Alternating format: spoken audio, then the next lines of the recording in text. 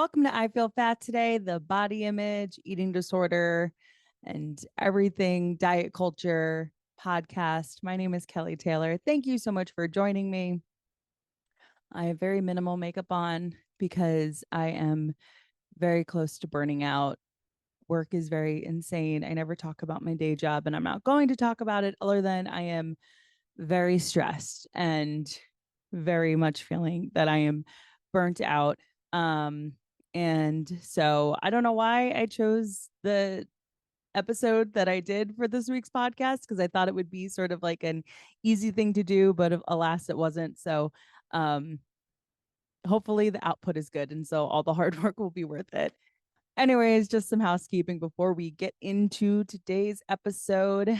Follow us on YouTube, where you can find full video episodes, just like the very one you're watching or listening to right now, at I Feel Fat Today podcast on YouTube. And head over to Apple Podcasts, where you can subscribe and leave us a 5-star review.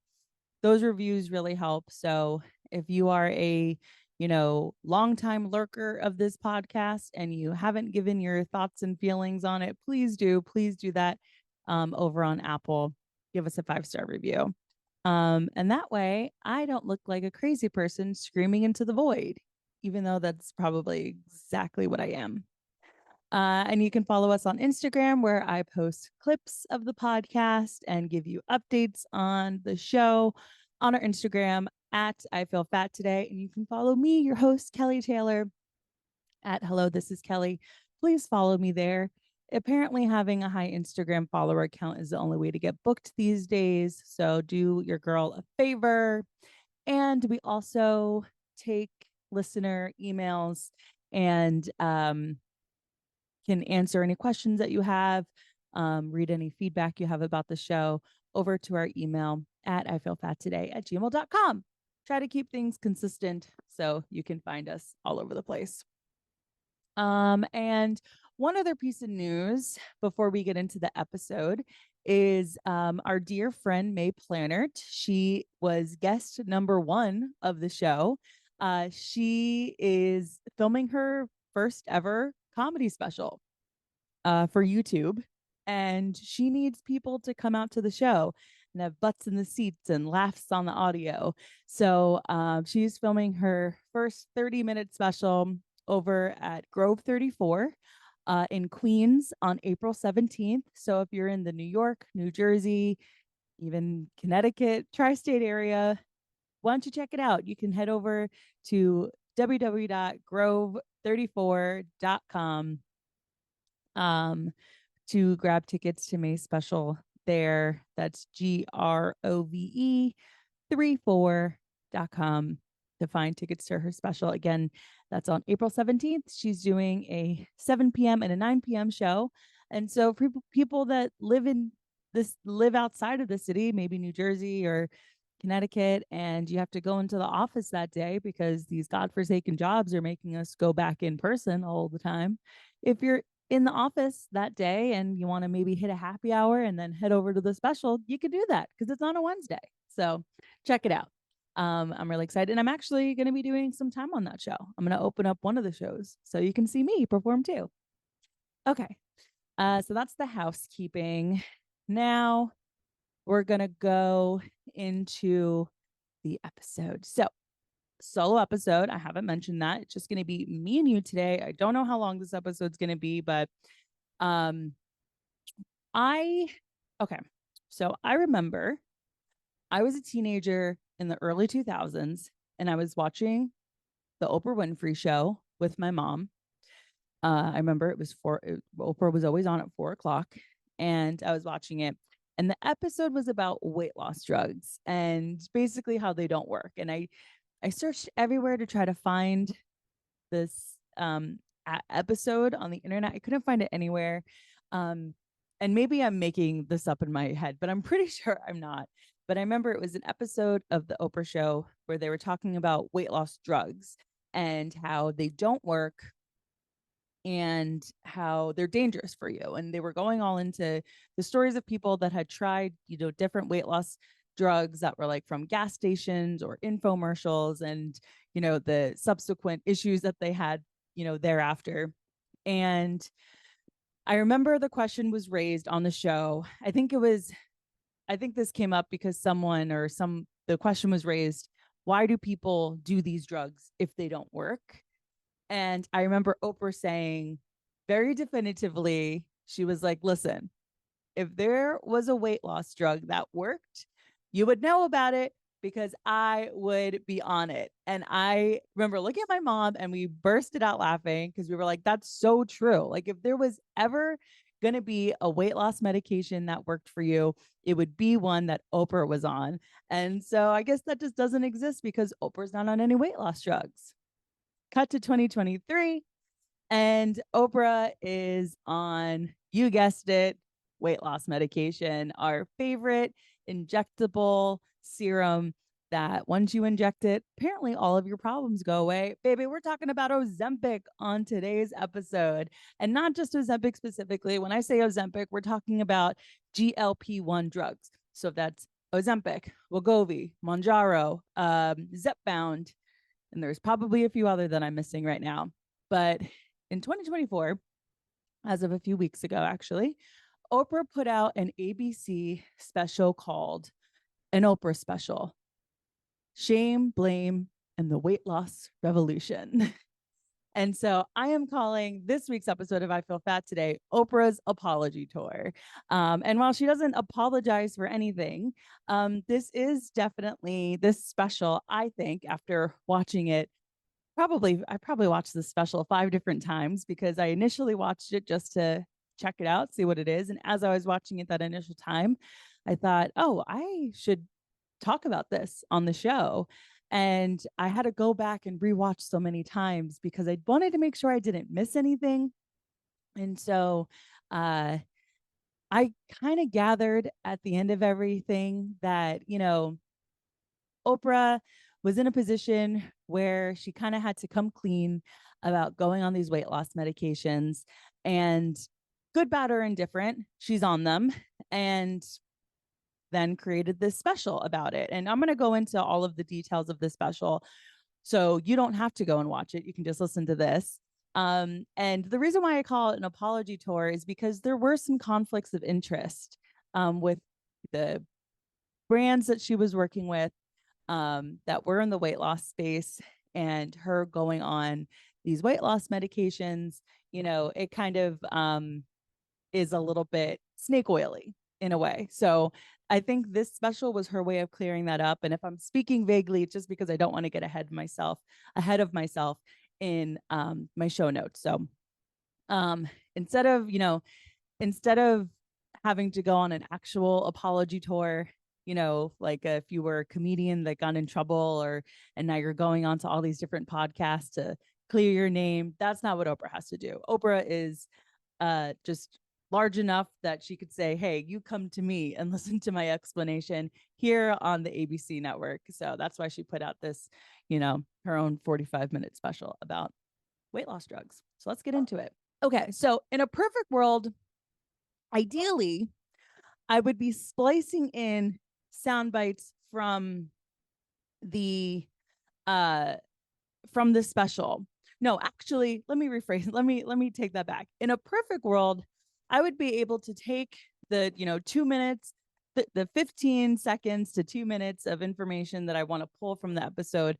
I would just have it right here in this portion of the screen so that you can kind of watch along, and then I dissect it. But because this was on Hulu, it doesn't let you rip the video and audio from the Hulu. So what I'm going to try to do for certain parts of this podcast as I go through the episode, just to get some context and to help you understand what I'm saying, is to play parts of the show, this ABC special, so you can kind of hear parts of it.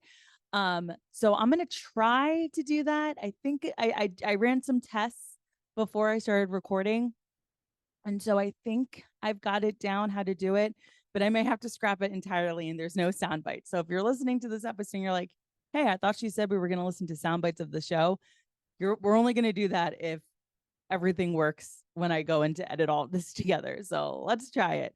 Okay, so the show starts with a montage of people recounting how much weight they've lost after being on weight loss medications. And so think of the montage as just a series of TikTok videos where people are recounting being what it's like being on these different weight loss medications. Um, and just sort of set the scene, set the tone of the episode. You know, it starts with a bunch of people recounting how much weight they've lost after being on weight loss drugs. Rosie O'Donnell, you can hear her say that she would be on them for the rest of her life. And then the montage sort of goes into the side effects that people get. So things like sulfur burps, which are just disgusting. And I don't even want to go into it. They sound as they are as disgusting as they sound. Sulfur burps. And then, nausea and vomiting. Okay, so the show opens after that montage with a very skinny Oprah, where she opens the show by saying she is doing this special for over the 100 million people that struggle with obesity. And then she said something that really struck me. She said, for 25 years, making fun of my weight was national sport. And like I said, I was a teenager in the early 2000s. I remember through the 90s, my mom watching the Oprah show. And so Oprah's been around, okay? Oprah is a dare I say, national treasure. Hey, stop it, you two. Sorry, the dogs just went crazy. they Finney disagreed with me saying that Oprah's a national treasure, but bitch has been around, okay? Oprah's been around. And so I remember all of the mean things that people said about Oprah. I remember watching Oprah's weight yo-yo on national television. Like I said, every day, 4 p.m., that Oprah show came on. And she, on this special, recounts how in 1990, she found herself on the cover of TV Guide's best and worst dressed list. And the person at the time, she said his name, I can't remember, but he referred to her on that best and worst dress as bumpy, lumpy, and downright dumpy. So just shamed, just raked through the coals of shame. And I really, really felt for her as I was watching this special. Now, I'm going to be honest with you. Did I go into this special with a critical eye? I didn't want to, but part of me maybe knew what I was getting into, but not entirely. And when, opening this special with this personal story of how it had just been decades of being made fun of for her weight, and everybody agreeing and just being relentless. I mean, she can go rest her head on her golden pillows. Yes, she is a millionaire, TV personality, actress, writer, whatever. So there is that aspect to it because you are a public person. But be that as it may, she's still human and these things hurt. And so following that, she had kind of hit a breaking point, and she was so ashamed of herself. She shamed herself into starving and lost 65 pounds on a liquid diet. And then had this explosive episode of Oprah that even the younger generations know about and give her a lot of shit about, where she you see a very skinny Oprah wheel out 65 pounds of fat, depict 65 pounds of fat on a toy wheel wagon that she wheeled out, and everybody in the audience is freaking out, and she looks amazing. It's a very svelte Oprah. Hopefully I can find a picture and put it right there. And she says on this special how that day she started gaining the weight back. The day she filmed that episode of Oprah where she sort of like reveals her new body and wheels out the 65 pounds of fat in a wheel wagon, she started gaining the weight back right away. Because isn't that the cycle? Isn't that the vicious cycle? You starve yourself to lose the weight, and then you sort of fall back into it. And so she's saying with this special, her aim is to take away the shame and stigma of being overweight and how people deal with doing so, how people deal with being weight and subsequently losing weight. So, her first guest of the show is Amy. Now, Amy lost 160 pounds on the weight loss drug Mounjaro. I was gonna play her sort of opening montage, but I think it'll be better just to like show a photo of Amy. There she is, and sort of before and after. So she was 30 years old and almost 300 pounds, and diagnosed with diabetes. So as a child, she remembers thinking food was her best friend.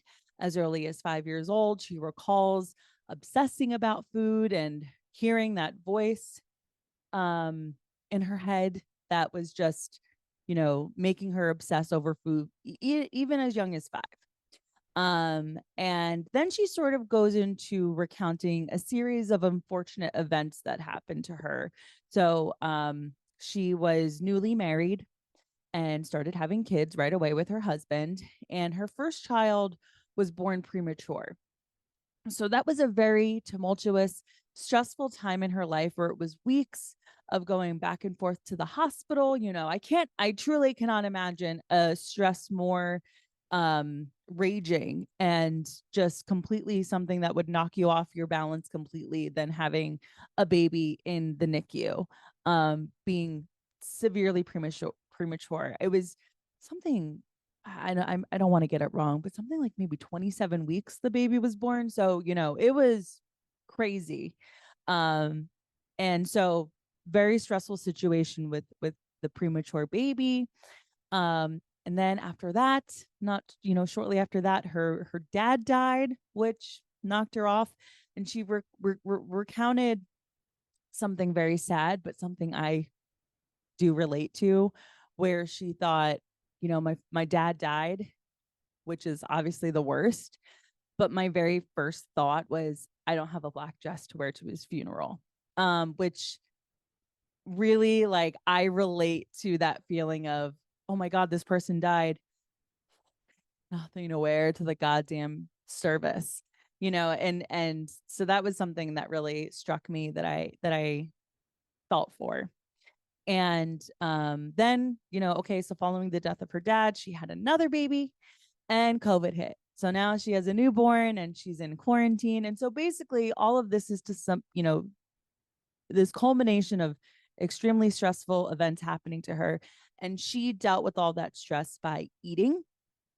And she caused her to really get very, very high in her weight. Like I said, she was almost 300 pounds. And then she was diagnosed with diabetes. And that diabetes diagnosis really was something that hit her very hard and shut her off to the rest of the world until magical Mounjaro came into play. And so with Mounjaro, she felt like she was able to get her life back. So she sits down with Oprah and they talk about how before weight loss drugs, they always thought about food. And after Mounjaro, the food noise stopped. And so that's one of my big takeaways from this special is that result of Mounjaro and weight loss drugs like it, how if you are always thinking about food, apparently you can go on these and that'll stop. I don't know, but that is what it is claiming, and what people are recounting after using it. So the food noise is gone. And she was talking about when she was sitting down with Oprah, how it's crazy to her now that she's on this weight loss medication. She can eat when she's hungry and stop when she's full. And how before that just wasn't something that she ever could really do. It just wasn't her reality. And then Oprah recounted how after the weight loss medication that she started, she didn't realize people didn't think about food all the damn time. Like she's constantly thinking about food. And now this was the point in the special where I was like, oh, this is the Oprah I know and love. She's charismatic. Like, talk about a charismatic leader. Like, Oprah definitely could have started a cult because she is funny when she's, doing this special. And she is talking about very serious things, but is able to give a lightness towards it and also get very like human and emotional about it as well. Um, which helps you kind of overlook the whole reason of this damn special. But yeah, so Oprah says, I didn't realize you guys weren't thinking about the damn food like I was. Um, and the one thing that really stuck out to me was Oprah asked her guest, Amy, what's different now that you are thin, besides like, the obvious health benefits of being thin and not having diabetes anymore. And Amy told Oprah that she is treated like a completely different human now that she's lost 160 pounds. But the biggest thing she notices, and this really stuck out to me, the biggest thing she notices is people are nicer to her children.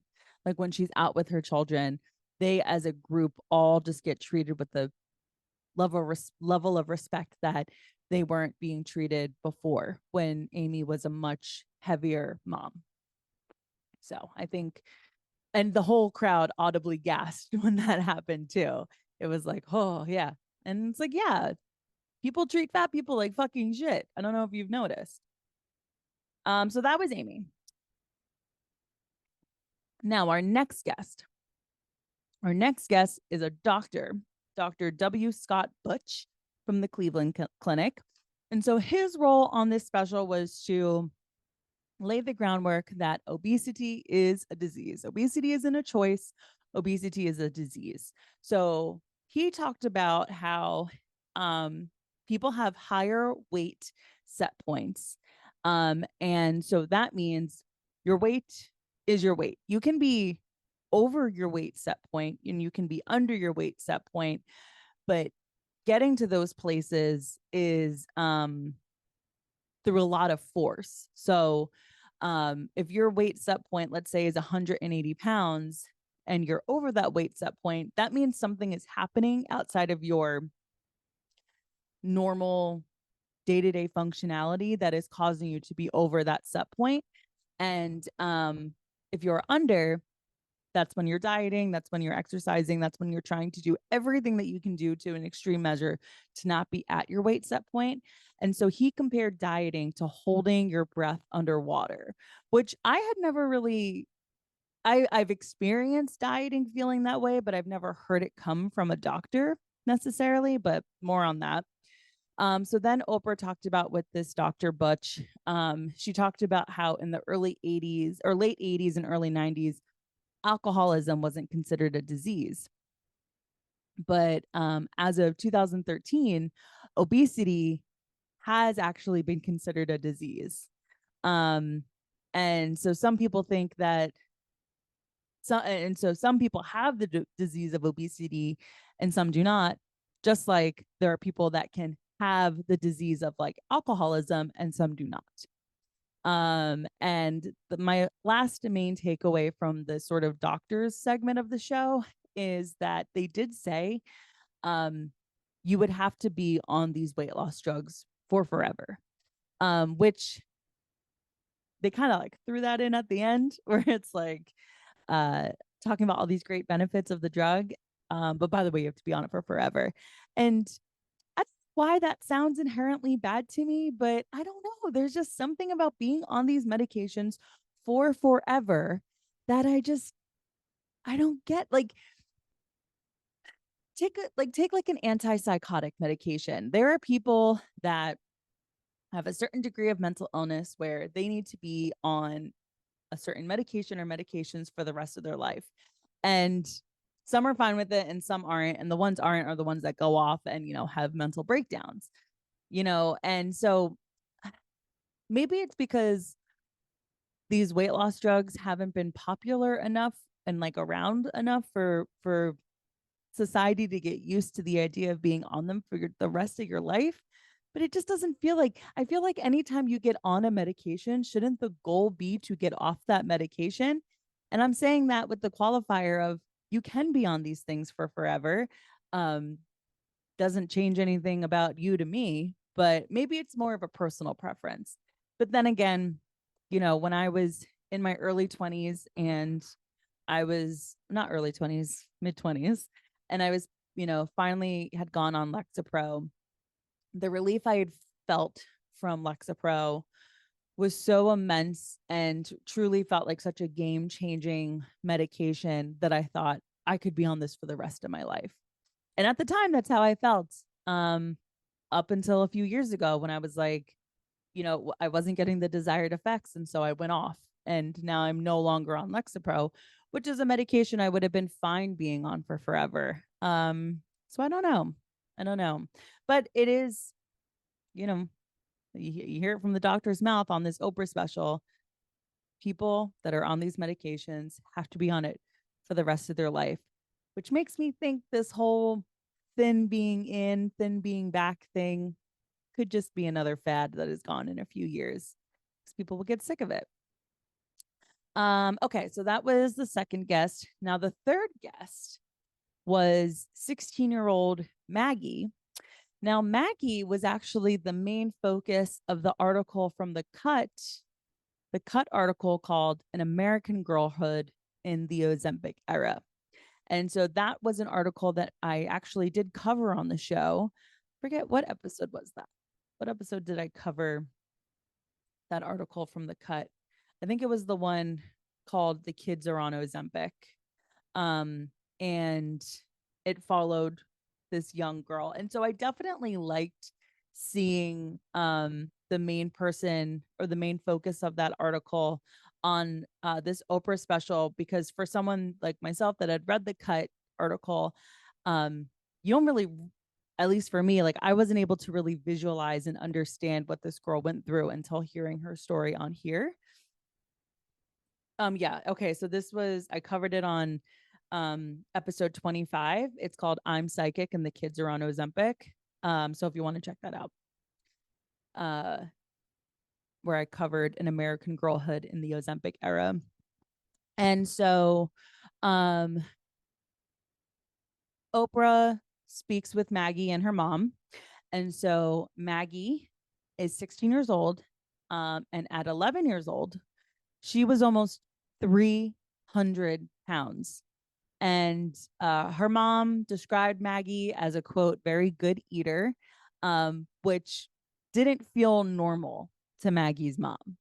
Like being a small child, and they're like from the South. So like being able to eat a pork steak, and that's not something that like small children can do, but Maggie had the ability to do it. And so her mom talked about how Maggie's weight just steadily kept rising through her childhood and adolescence. And even though she had Maggie playing sports, sent her to obesity clinics and weight loss camps, and truly nothing was working. And so at 13, because she was almost or over at this point 300 pounds, they actually had Maggie go through bariatric surgery, which feels extreme. I would say, though, for this case in particular, it kind of feels like a unicorn situation, maybe. Like, I don't know. I feel like 13 years old, 300 pounds, she's trying everything, and she can't lose weight. So they have her go for bariatric surgery. As a parent, I don't know what I would do in that instance. I don't know what I would do if I had a child that was gaining weight like that and being told that she's pre-diabetic. So she has the weight loss surgery. But according to Maggie's mother, she the doctors weren't satisfied with the results following the weight loss surgery. So they started Maggie on a weight loss drug called Victoza, which is another, well, actually, I'm sorry. Victoza is not a weight loss drug. Victoza is an anti-diabetic medication that is cleared for adolescents. And so that is the drug that Maggie was able to get on at 13 years old to continue her fight against obesity.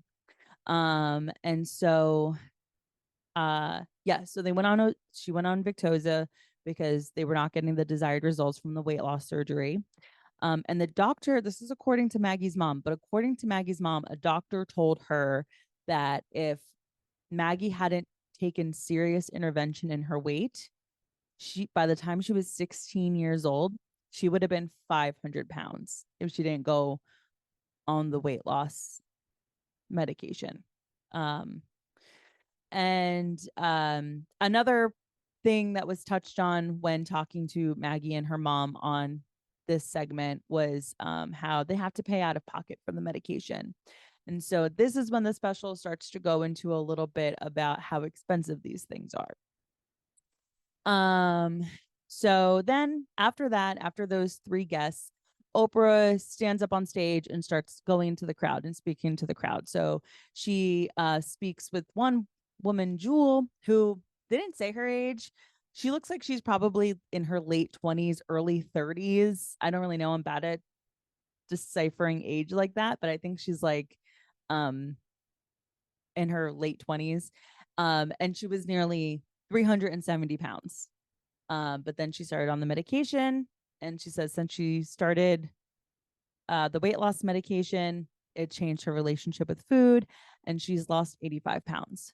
And Oprah made a point to talk about how she feels like she could let go of the guilt of being overweight because she is fighting with her brain in this battle of obesity. And I think that's another point that the special keeps trying to hammer home is how this is a disease. This is a disease. This is a disease.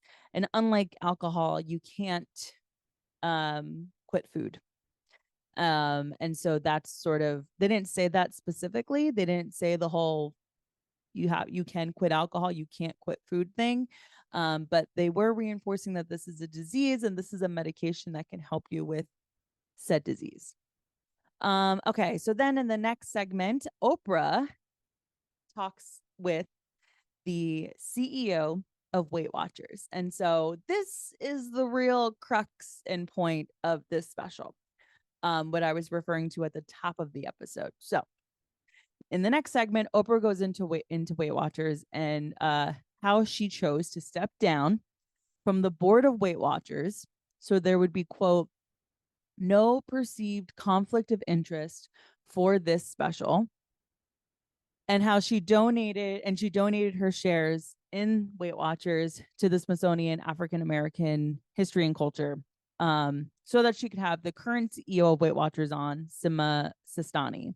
And so that was her saying, look, I started with Weight Watchers in 2015, and now I'm on Ozempi's, and I've chose to step down from the board. I haven't made any money off of Weight Watchers. I sold my shares, and the money was donated to the Smithsonian. And so, my hands are clean kind of thing, which great move. I think that if Oprah had even kept her shares, then that people could say like, oh, she still made money off of just, deceiving people in a way. But then again, the woman's richer than God. So I think she can spare it. Okay. So she's talking with the CEO of Weight Watchers, Sima Sistani, and Oprah talks about how she joined the board of Weight Watchers in 2015, and she was doing the program. She was counting her points, she was tracking her meals, and she was doing the program, but then fell off of it. And so now Weight Watchers has changed their philosophy and has become a and has bought a company in the weight loss medication space. So now in the past, the Weight Watchers that I was going to when I was 12 years old, it used to be a bunch of ladies go. We all get weighed in. Whoever came in weighing the most got a prize. No, I'm kidding. I feel like sometimes when I describe a Weight Weight Watchers meeting, it sounds like, the freaks are gathering together, but it's not, it wasn't that.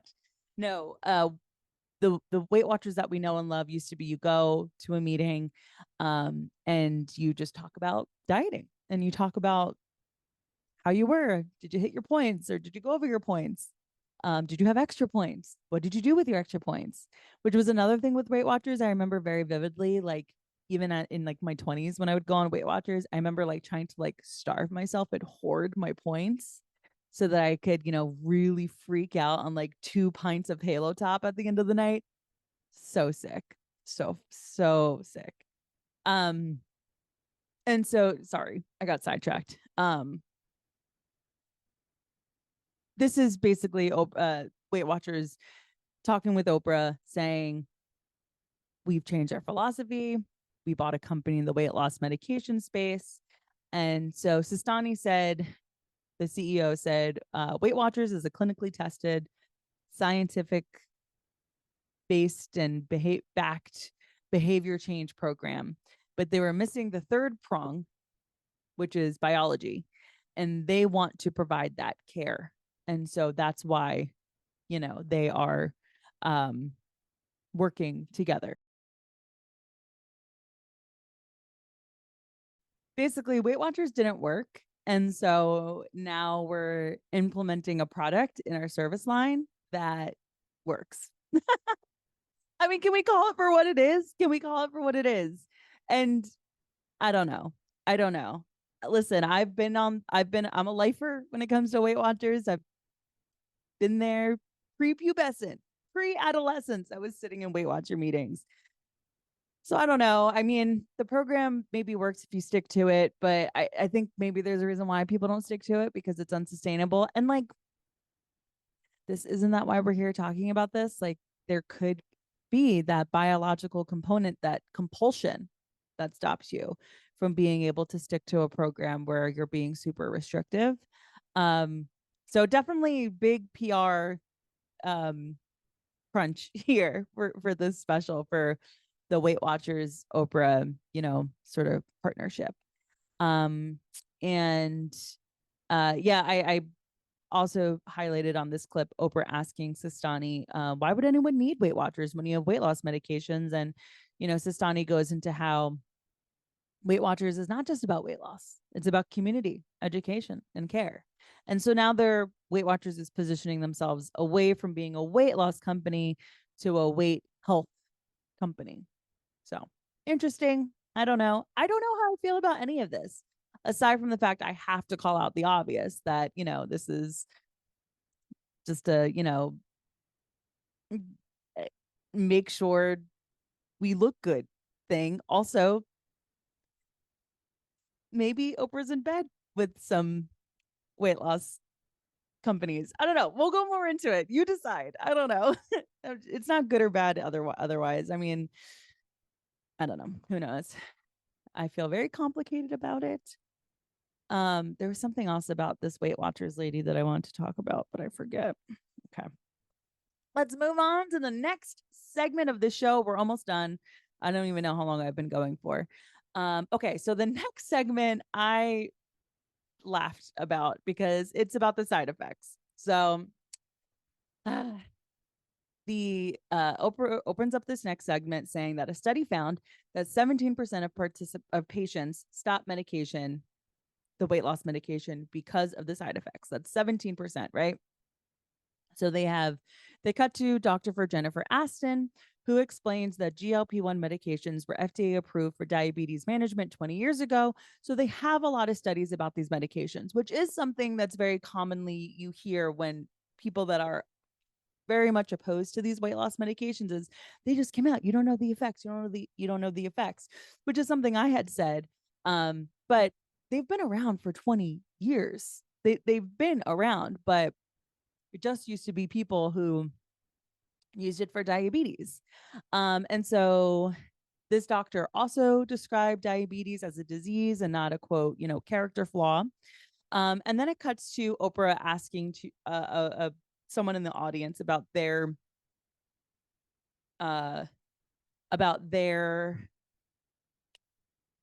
experience. Sorry, I got a text and I got distracted. Their experience on weight loss medication. So Rolanda tells us that she started taking weight loss medications about 4 months ago and had to stop because of landing in the hospital for vomiting, because it was nonstop vomiting. She was vomiting up blood. And so she said, I was on Wegovy and I had to get off of it. And Oprah asked, are you considering other weight loss medications? Because maybe it could be a thing that this medication just wasn't the one that worked well for you. And she said that she's on Wegovy, but is considering other medication. She was on Wegovy, but is considering other medication, but is nervous.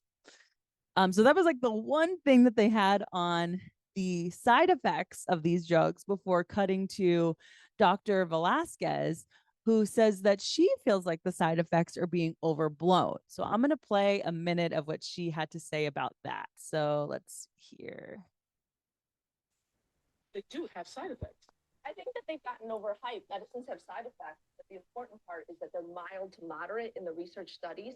Yeah, I want to talk to, have you answered this question about serious health effects down the road?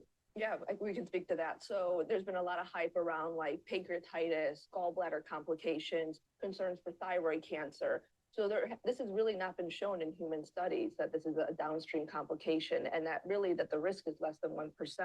And so when we're talking about any medication, but people who have it, it is an issue for them.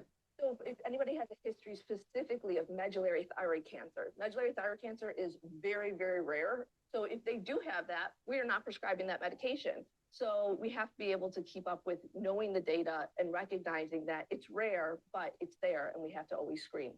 Next, I'm going to talk with two global. So this segment was all about the negative side effects of the weight loss medications, but not really.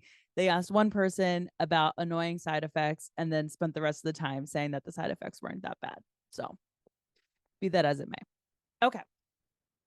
Our Oprah's next guest. Again, we're almost done. I have two more segments and then we're done.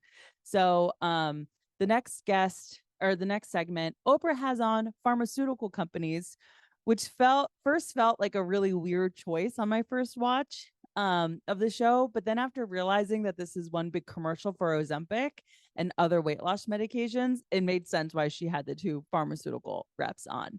So she had the vice president of Novo Nordisk, who produces Ozempic and Wegovy. And then and also on with them was the group vice president for Eli Lilly, who makes Mounjaro and Zepbound. So Oprah asked the rep from Novo Nordisk about what it was like at the offices when Ozempic hit on TikTok. And of course, the rep went into this long explanation about how they made a stand 2 decades ago that obesity is a disease, and excess weight and obesity isn't a choice, which I don't know if that's true, because these were diabetes medications. Weight loss was not something that these medications were being talked about, unless I'm wrong about that. I mean, she is the rep from these pharmaceutical companies, and pharmaceutical companies would never lie to us, right? Okay. So, she kind of was there to be the person that's like, we wanted this to happen. We wanted this to happen. We knew that these could be great for weight loss, but no one knew. No one knew. Okay, and then they talked about access. And so the reps from those two companies talked about how there was an unprecedented demand and there are doctors that are uninformed about the medication. So that's why you, as someone that lives in Gen Pop, would go to the doctor wanting to learn more about these medications, and the doctor maybe brush you off and not really care to talk to you about this and tell you just to get your fat ass up and exercise, is because they're uninformed about the medications, which thank God for Oprah in this special so that we can get the word out there so people can be shooting up their semaglutide. And then they also talked about, they touched on how insurance companies do not approve weight loss medications as regularly, and that also impedes people's access to it. Oh. I wish semaglutide could be something I put in my coffee in the morning. Wouldn't that be great if you go to your coffee maker, you pour yourself a nice hot black cup of coffee, and you go into your fridge and you pull out a nice caramel flavored semaglutide milk alternative, and you put that in your coffee. You put a teaspoon or a tablespoon in your coffee, and it tastes good, and you're satiated till it's time to eat at the end of the day. Why can't that be how we get access to semaglutide? So that was her pharmaceutical rep portion of the show. I don't want to give them any more airtime because they're evil. And now that I think about it, yet another medication that we have to be on for the rest of our lives if we decide to take it and get its good side effects. It's curious how these pharmaceutical companies can't figure out how to get you off of these damn medications. Could that be something that affects their bottom line? Funny like that. I sound so dumb. I am not a scientist. I have no idea what I'm talking about. I'm just filming a podcast that is going on for way too long. Okay. Last part, the sign off. The sign off. So Oprah ends the show by saying that for people that are happy in bigger bodies and do not want weight loss medications, she says, bless you. And for people who think diet and exercise is the only thing that works and it works for you, bless you. And for the people who want to use these medications, she says, bless you. That's how she signs off. That's how she kind of ties it up all in a bow. And then lastly, she concludes on stop the shaming and blaming of living in a body and figuring out how to navigate doing so. And that was the Oprah apology tour. I hope you enjoyed it. I hope you enjoyed that sort of run through. I hope it wasn't boring. I hope it was kind of funny. I had fun going through it. I was a little stressed because I didn't want to miss anything. But I watched it now, so you don't have to. And I don't know. Yeah, I think that's all I got. Everybody, let me know your thoughts. Did I completely miss the mark? Did I totally miss the mark? Was I too forgiving? Was I too mean? Let me know. Next week we will be guests. Next week we will be back with guests. I had fun talking with just us. It had been a while since it had just been us, me and my 3 listeners who I love. Tell your friends. Tell your friends about this show, man. It's good. And people should listen. Yeah. Okay. I'll talk to you next Friday.